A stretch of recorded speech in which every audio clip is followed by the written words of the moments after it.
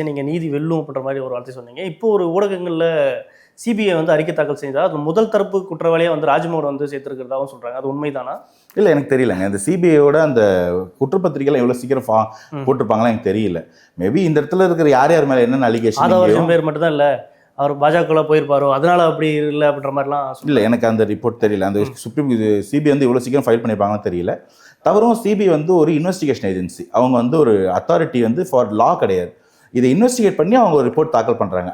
அது ஆமாம் இல்லைன்னு அதை நீதி விசாரணைக்கு உட்படுத்தி தீர்ப்பு கொடுக்க வேண்டிய கட்டாயத்தில் அந்த பதவியில் இருக்கிற அந்த பொறுப்பில் இருக்கிறவங்க நீதிமன்றம், சுப்ரீம் கோர்ட், அவங்க அதை எடுத்துக்கிட்டு அதுலேருந்து தண்டனையோ நீதியோ வரும்போது அது வெல்லும். நான் எப்பயும் சொல்கிறேன், நீதி வெல்லும். அது யார் அந்த குற்றம் செஞ்சிருந்தாலும், அது யார் மேலே குற்றம் இருந்தாலும் அது அவங்க வெல்லும். அதை நான் நம்புகிறேன். அது என்னன்றது நான் சொல்லக்கூடாது, அது சப்ஜுடிஸ் கோர்ட்டில் இருக்குது, அது அவங்க சொல்லுவாங்க, அது காத்திருப்போம். தவறும் சிபிஐ வந்து ஒரு இன்வெஸ்டிகேஷனாக போகும்போது அவங்க எவிடன்ஸ் ஆட் பண்ணுறவங்க, விட்னஸாக ஆட் பண்ணுறவங்க, இந்த இடத்துல பொறுப்பாளர்கள் ஆட் பண்ணுறவங்க எல்லாரும் நீங்கள் வந்து ஆக்சுவலி நீங்கள் வந்து அக்யூஸ்ட்னே சொல்லக்கூடாது, அலிகேட்டட். அவங்க வந்து குற்றம் நிரூபிக்கப்பட்டால் தான் அவங்க அக்யூஸ்ட். அதை கோர்ட்டு சொல்லும். அது வரைக்கும் வெயிட் பண்ணுவோம்.